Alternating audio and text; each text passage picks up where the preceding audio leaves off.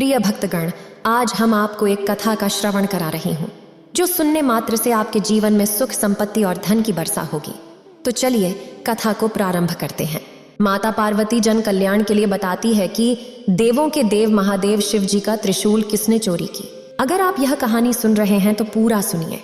इस कथा को आधा अधूरा छोड़कर जाने की गलती मत करिएगा, क्योंकि इस पवित्र कथा को पूरा सुनने से मनचाहा फल की प्राप्ति होगी। इसलिए इस कथा को पूरा सुने। आप शिव भक्त हैं तो भोलेनाथ का अनादर ना करें। तो चलिए कथा प्रारंभ करते हैं। गंगू नाम का एक चोर था। वह चोरी का काम इतनी शुद्धता से करता था कि पुलिस भी उसे अब तक नहीं पकड़ पाई थी। वह हमेशा चोरी करके पुलिस के हाथों से बच निकलता था। गंगू रोज रात को चोरी के लिए निकलता और किसी न किसी बड़े सेठ के घर में हाथ मार ही लेता था। गंगू की पत्नी मालती उसे कई बार चोरी के लिए मना करती, पर वह अपनी पत्नी की बात नहीं मानता था। तुम्हें कितनी बार कहा है, ये चोरी का काम छोड़ दो। अब तो आसपास के मोहल्ले वाली औरतें भी मुझ पर शक करने लगी हैं। वो यही कहती हैं कि तुम्हारा पति तो कोई काम ही नहीं करता, दिन भर सोया रहता है, फिर तुम्हारे घर का गुजारा कैसे चल रहा है। अब मैं उन औरतों को क्या बोलूं कि रात भर तुम चोरी करते हो और दिन में घोरी बेचकर सोते हो। कुछ तो शर्म करो। अरे क्यों सुबह सुबह मेरी नींद खराब कर रही हो, सोने दे। वैसे भी कल रात चोरी करके कुछ भी हाथ नहीं लगा। मुझे तो लगता है तेरी ही नजर लग गई है। जब देखो मुझे काम के लिए टोकती रहती है। अब मुझे सोने दे, रात को मुझे फिर से चोरी पर निकलना है। गंगू रात को चोरी करने के लिए निकलता है, पर उस रात भी वह किसी भी घर में चोरी नहीं कर पाता। ऐसे कई दिन बीत जाते हैं। गंगू परेशान हो जाता है, क्योंकि अभी तक उसने कोई भी चोरी नहीं की थी। वह गुस्से से भरा हुआ घर लौट आता है।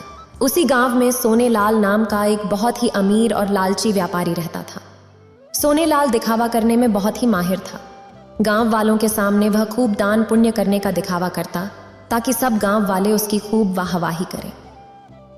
मालिक, कुछ गांव वाले मिलने आए हैं। हाँ, अंदर भेज दो और सबके लिए चाय पानी का इंतजाम करो। सब गांव वाले सोनेलाल के लिए कुछ ना कुछ उपहार लेकर आए थे। अरे अरे, आप सब इतना कुछ ले आए? क्या जरूरत थी इतना कुछ लाने की? सेठ जी, आपने गांव में पानी की नई टंकी लगवाई है, इसलिए गांव वाले उपहार स्वरूप ये थोड़ा बहुत लाए हैं, और ये मेरी तरफ से फसल के नए आम बच्चों के लिए लाया था। अरे, तुम सब गांव वालों के काम आना और गांव की सेवा करना ही तो मैं अपना धर्म समझता हूँ। ठीक है, मैं ये रख लेता हूँ। गांव वाले अपने अपने निवास स्थान पर चले जाते हैं। धनी सेठ अपनी पत्नी से छोटी सी टंकी लगवाने के बदले इतना सामान प्राप्त होता है। अरे चुप करो, दीवारों के भी कान होते हैं। अब जाकर देख अब कौन आया है जी। सुनिए, शिव मंदिर के पंडित जी आए हैं। जय शिव शंकर पंडित जी। जय शिव शंकर। सोनेलाल जी मंदिर की सेवा कार्य के लिए आपके पास आया हूँ। शिव मंदिर में इस सावन में नया त्रिशूल लगाने का विचार बन रहा है। सोचा आप तो इतना दान पुण्य करते हैं, तो मंदिर में त्रिशूल लगाने का यह शुभ अवसर आपको ही मिलना चाहिए। ये तो बहुत उत्कृष्ट किया पंडित जी, जो आपने मुझे ये बात कह दी। मैं तो बहुत समय से ऐसा कोई शुभ कार्य करने का विचार कर ही रहा था। ठीक है, त्रिशूल के लिए जितना भी पैसा लगे आप मुझे बता देना, और त्रिशूल खाली सोने का बना होना चाहिए। सोनेलाल ने पंडित जी को सोने के त्रिशूल के लिए हाँ कर दी, पर पंडित जी के जाने के बाद वो सोच विचार में पड़ गए। सोने का त्रिशूल बहुत महंगा आएगा, दिखावा करने के चक्कर में तो मैं तो कह दिया। फिर सोनेलाल ने शिव मंदिर में त्रिशूल लगवा ही दिया। सारे गांव वाले सोनेलाल की प्रशंसा करने लगे। फिर सोनेलाल घर लौट आया। उसी रात गंगू सोनेलाल के घर चोरी करने घुस गया, पर वो नहीं जानता था कि सोनेलाल जागा हुआ है। सोनेलाल ने गंगू को चोरी करते हुए पकड़ लिया। अच्छा, तो तुम मेरे घर में चोरी करने आया था? तुम नहीं जानते हो, मेरा नाम सोनेलाल है। सोनेलाल, मेरे घर में चोरी करना असंभव है। मैं दिन के साथ साथ रात में भी जागता हूँ। फिर गंगू कहता है, मेरी किस्मत ही खराब है। इतने दिनों बाद चोरी करने का मौका मिला और वो भी पकड़ा गया। अब तो ये सेठ मुझे पुलिस के हवाले कर देगा। आज तक मैं पुलिस के हाथों पकड़ा नहीं गया, आज पहली बार मैं पुलिस के हाथों पकड़ा जाऊंगा। अरे अरे, घबरा क्यों रहा है? घबरा मत, मैं तुझे पुलिस के हवाले नहीं करूंगा, पर बदले में तुझे मेरा एक काम करना होगा। हाँ, अब जो भी कहोगे मैं करूंगा, पर मुझे पुलिस के हवाले मत करो। तुझे शिव मंदिर में लगे सोने के त्रिशूल की चोरी करनी होगी और वो त्रिशूल मुझे लाकर देना होगा। फिर गंगू कहता है, शंकर जी के त्रिशूल की चोरी, वह कैसे? फिर सोनेलाल कहता है तुम्हें शंकर जी के त्रिशूल की चोरी करके तुझे अभी इसी समय त्रिशूल चुराकर मेरे पास लाना होगा। उसके बाद मैं तुझे छोड़ दूंगा, नहीं तो तू जानता है मैं शोर मचा दूंगा और तुझे पुलिस के हवाले कर दूंगा। फिर पुलिस तुझे महीनों तक नहीं छोड़ेगी। हाँ ठीक है सेठ जी, मैं अभी जाकर त्रिशूल चुरा कर लेता हूँ। गंगू उसी रात शंकर जी के मंदिर जाता है और त्रिशूल को चुराकर सेठ सोनेलाल को दे देता है, पर गंगू को उस रात नींद नहीं आती। अगले दिन सुबह पूरे गांव में शोर मच जाता है कि शंकर जी के त्रिशूल की चोरी हो गई है। फिर मालती कहती है, सुनो जी, तुम्हें पता है शंकर जी के मंदिर से सोने के त्रिशूल की चोरी हो गई है। कहीं ऐसा तो नहीं कि त्रिशूल तुमने चुराया हो? मुझे सच सच बता दो। अगर तुमने ऐसा अनर्थ किया है तो भगवान से क्षमा मांगकर त्रिशूल वापस मंदिर में लगा दो। तुम्हें पता है, कभी कभी तो मुझे ऐसा लगता है कि तुम्हारे पापों के कारण ही आज तक मैं मां नहीं बन सकी। शायद तुम्हारे पापों की सजा हमें संतान का सुख नहीं मिल रही है। इतना कहकर मालती रोने लगती है। फिर गंगू जब मालती को रोते हुए देखता है तो उसे अपने ऊपर बहुत पश्चाताप होता है और वह मालती को सच सच बता देता है। मुझे माफ कर दो, मैं चोरी करने में इतना अंधा हो गया था कि मैंने भगवान को भी नहीं छोड़ा। मैंने अपने आप को बचाने के लिए शंकर जी के त्रिशूल को चुरा लिया और उस लालची सेठ सोनेलाल को दे दिया। अब मैं क्या करूं? मालती, तुम पंडित जी को और गांव वालों को सब सच बता दो। डरो नहीं, सेठ सोनेलाल तुम्हारा कुछ नहीं बिगाड़ पाएगा। मैं तुम्हारे साथ चलती हूँ। गंगू मंदिर पहुंचता है। वहां पर गांव वालों की भीड़ लगी थी। सेठ सोनेलाल भी मंदिर में ही खड़ा था। सेठ जी ने इतने मन से भगवान शंकर के मंदिर में त्रिशूल लगवाया और देखो, कल रात को चोरी हो गया। सचमुच मैं इन सब बातों के लिए बहुत शर्मिंदा हूँ। पता नहीं चोर मंदिर के भीतर कैसे घुस गया। कोई बात नहीं पंडित जी, भगवान की जैसी मर्जी। अच्छा, मैं चलता हूँ। कोई और सेवा हो तो बता देना। फिर गंगू कहता है, सेठ जी, कहीं त्रिशूल लेने तो घर नहीं जा रहे? क्या मतलब है तुम्हारा? क्या तुम जानते नहीं हो कि त्रिशूल की चोरी हो चुकी है? फिर गंगू सबके सामने पंडित जी से कहता है, चोरी का त्रिशूल सेठ सोनेलाल के घर पर ही है। अगर आप सबको यकीन ना हो तो आप इनके घर की तलाशी ले सकते हैं। ये तुम क्या कह रहे हो? सेठ सोनेलाल बहुत ही धार्मिक प्रवृत्ति के व्यक्ति है और त्रिशूल तो उन्होंने स्वयं ही मंदिर में लगवाया है, तो फिर त्रिशूल इनके पास कैसे हो सकता है? पंडित जी, ये सेठ सोनेलाल देखने में ही धार्मिक है पर मन से बहुत ही बुरी प्रवृत्ति के हैं।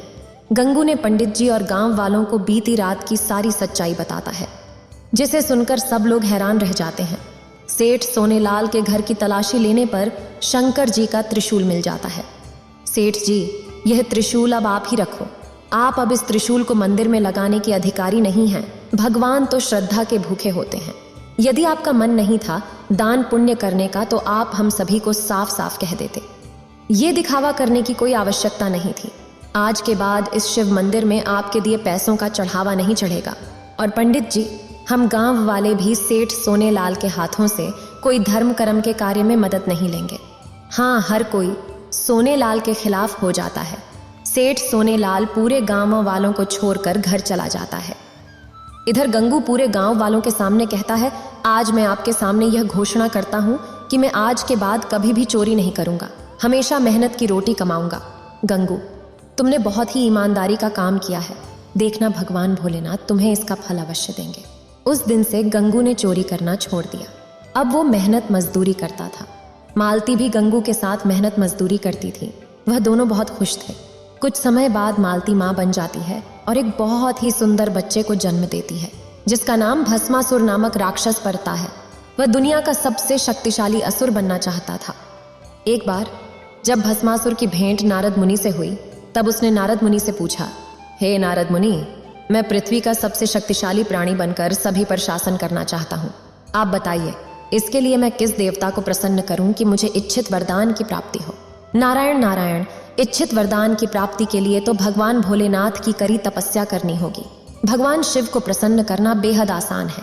अगर कोई सच्चे मन और श्रद्धा के साथ उन्हें याद करता है तो वो बड़ी आसानी से उसे अपना बना लेते हैं और उसकी हर इच्छा को पूरा करते हैं। इसलिए भस्मासुर, तुम उनकी तपस्या करो तो अवश्य ही इच्छित वरदान प्राप्त कर सकते हो। अच्छा, यदि ऐसा है तो देव ऋषि, मैं भोलेनाथ को अवश्य प्रसन्न करूंगा। नारायण नारायण करते हुए नारद मुनि वहां से चले जाते हैं और भस्मासुर जंगल की ओर चला जाता है और जंगल में जाकर वो भगवान शिव से वरदान पाने के लालसा में करा तपस्या करता है। ओम नमः शिवाय, ओम नमः शिवाय, ओम नमः शिवाय, ओम नमः शिवाय, ओम नमः शिवाय, ओम नमः शिवाय। भस्मासुर को तपस्या करते कई वर्ष बीत गए। कठिन तपस्या के लिए किए जा रहे मंत्र उच्चारण की ध्वनि कैलाश पर्वत पर विराजमान भगवान शिव के कानों तक पहुंची और वे तपस्या में लीन असुर के पास पहुंचे। आंखें खोलो भस्मासुर। फिर भस्मासुर अपनी आंखें खोलता है। तो सामने भगवान शिव को प्रणाम करता है और कहता है, हे देवों के देव महोदव, मेरी तपस्या से आप प्रसन्न हो ही गए। भस्मासुर, तुम्हारी कठिन तपस्या को देखकर तो मुझे प्रसन्न होना ही था, मांगो तुम्हें क्या चाहिए। भस्मासुर ये जान गया था कि महादेव उसकी तपस्या से बहुत प्रसन्न हुए हैं। वो सोचने लगा कि वो किसी भी वरदान का हकदार है। भोलेनाथ, मुझे अमृता का वरदान चाहिए, अर्थात मैं हमेशा इस संसार में जीवित रहूं, मृत्यु भी मेरा कुछ ना बिगाड़ सके। भस्मासुर, ये वरदान मैं तुम्हें नहीं दे सकता, क्योंकि ये पूरी तरह से प्रकृति के नियम के खिलाफ है। जिसने भी इस संसार में जन्म लिया है, एक ना एक दिन उसकी मृत्यु निश्चित ही है। यदि आप मुझे अमृता का वरदान नहीं दे सकते तो मुझे यह वरदान दीजिए महादेव की, मैं जिसके सिर पर अपना हाथ रखूं वह भस्म हो जाए। ठीक है भस्मासुर, मैं तुम्हें यह वरदान देता हूं कि तुम जिसके भी सिर पर हाथ रखोगे वह भस्म हो जाएगा। भगवान शिव ने भस्मासुर को जो वरदान दिया वह उनके लिए स्वयं आफत बन गई।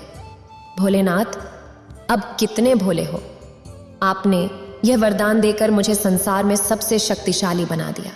अब मैं किसी को भी भस्म कर सकता हूँ।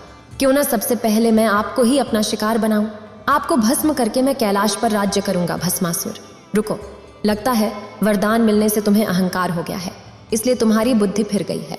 शिवजी अपने द्वारा दिए गए वरदान को वापस नहीं ले सकते थे, उन्होंने वहां से भागने में ही अपनी भलाई समझी। क्योंकि भस्मासुर तो मंद बुद्धि था, वह उस समय पागलों की अवस्था में कुछ भी अनहोनी कर सकता था। अब भगवान शिव पूरी तरह से फंस चुके थे। रुकिए महादेव, मुझे इस वरदान को सिद्ध करने दीजिए। रुकिए महादेव, रुकिए, अब क्या करूं। भगवान शिव इसी असमंजस में थे कि वो इस समय किस तरह भस्मासुर से छुटकारा कैसे पा सकते हैं। तभी उन्हें भगवान विष्णु का ध्यान आया। वे भगवान विष्णु का स्मरण करने लगे। हे विष्णुदेव, मेरी रक्षा कीजिए, इस भस्मासुर से मुझे बचाइए, मैं संकट में हूँ। फिर विष्णु भगवान, चिंता मत कीजिए महादेव, आपको कुछ नहीं होगा, आप इसी गुफा में रहिएगा, मैं भस्मासुर को आप तक नहीं पहुंचने दूंगा। भगवान शिव को आश्वासन देकर भगवान विष्णु भस्मासुर का रास्ता रोकने चले गए। भस्मासुर शिवजी को ढूंढ रहा था कि उसकी नजर एक बेहद खूबसूरत स्त्री पर पड़ी, जिसे देखकर भस्मासुर अपनी सुध बुध खो बैठा। वो यह भी भूल गया कि वह शिवजी की तलाश में था। स्त्री, वो भी वन में अकेली, कितनी आकर्षक सुंदरी है ये। इससे पहले इतनी आकर्षक सुंदरी मैंने कभी नहीं देखी। सुनो, तुम्हारा नाम क्या है सुंदरी? मेरा नाम मोहिनी है। तुम्हारी सुंदरता को देखकर मैं मोहित हो गया हूँ मोहिनी, अति सुंदर नाम। तुम इस घने वन में अकेली क्या कर रही हो? फिर मोहिनी कहती है, मैं वन के निकट अपने माता पिता के साथ रहती हूँ और यहाँ वन में पूजा के लिए फूल चुनने आई थी। तुम कौन हो? मेरा नाम भस्मासुर है, मैं सर्वशक्तिशाली हूँ, मैं तुम्हें अपनी रानी बनाना चाहता हूँ, क्या तुम मुझसे विवाह करोगी? भस्मासुर की बात सुनकर मोहिनी हंस पड़ी। उसने भस्मासुर से कहा, महाराज, मैं एक नृत्यांगना हूँ और सदैव से ही अपने विवाह हेतु ऐसे पुरुष की कामना करती थी जो स्वयं बेहतरीन नृत्य जानता हो। क्या आप नृत्य के बारे में जानते हैं? भस्मासुर ने अपने जीवन में कभी भी नृत्य नहीं किया था, लेकिन वो मोहिनी के कहने पर नृत्य करने के लिए भी तैयार हो गए। सुंदरी, मैं नृत्य करना जानता तो नहीं, पर अगर तुम नृत्य सिखाओगी तो मैं अवश्य कर लूंगा। आपकी प्रेम भरी बातें सुनकर अब तो मेरा भी मन आपसे विवाह करने के लिए विचलित हो रहा है। चलिए, मैं आपको नृत्य सिखाती हूँ। जैसे जैसे मैं नृत्य करूंगी वैसे वैसे आप करते जाना। ठीक है सुंदरी, तुम नृत्य प्रारंभ करो, मैं तुम्हारे साथ साथ करूंगा। मोहिनी नृत्य प्रारंभ करती है। भस्मासुर और मोहिनी के कहे अनुसार उसकी तरह नाचने की कोशिश करने लगता है। मोहिनी अपना हाथ जब कमर पर रखती तो भस्मासुर भी अपना हाथ कमर पर रख लेता। मोहिनी अपने हाथों से चित्र बनाती तो भस्मासुर भी हाथों से चित्र बनाने की कोशिश करता। कुछ देर तक मोहिनी और भस्मासुर का नृत्य चलता रहा। भस्मासुर नृत्य अभ्यास में पूरा डूब चुका था। नाचते नाचते मोहिनी ने अपने सिर पर हाथ रखा और उसकी देखा देखी भस्मासुर ने भी वही किया। भस्मासुर ये भूल गया कि स्वयं अपने सिर पर हाथ रखने से वो भी भस्म हो सकता है। स्त्री के प्रेम में आकर वो शिव का वरदान भूल गया, जो उसके लिए श्राप साबित हुआ। भस्मासुर का संहार करने के लिए स्वयं भगवान विष्णु ने मोहिनी का रूप धारण किया था। भगवान विष्णु फिर से अपने रूप में आ जाते हैं। भगवान शिव उनके समक्ष आते हैं। भस्मासुर, तुमने मेरे द्वारा दिए वरदान का दुरुपयोग किया, इसी कारण तुम्हारी ये दशा हुई। महादेव, आपका दिया वरदान सत्कर्म करने वाले लोगों के लिए तो फलदायी होता है, पर यह वरदान का दुरुपयोग करने वाले पापियों के लिए कभी फलदायी नहीं होता। आप भोला भंडारी हो, भोलेनाथ हो। इसलिए आपके भोलेपन का फायदा जब भस्मासुर जैसे पापी और दुराचारी राक्षस उठाने लगे तो उनको ऐसा ही दंड भुगतना पड़ता है। भस्मासुर को उसके पाप का दंड मिल गया, जिसके पश्चात भगवान शिव और भगवान विष्णु यहाँ से अंतर ध्यान हो गए। इतना कहकर माता पार्वती इस कथा को समाप्त करती है। इस वीडियो को बोलते समय कोई त्रुटि हो तो मैं क्षमा चाहती हूँ। उम्मीद है आप सभी को ये वीडियो अच्छी लगी होगी। अगर आप शिव के सच्चे भक्त हैं तो चैनल को सब्सक्राइब और वीडियो को लाइक करके कमेंट में हर हर महादेव लिख दीजिए।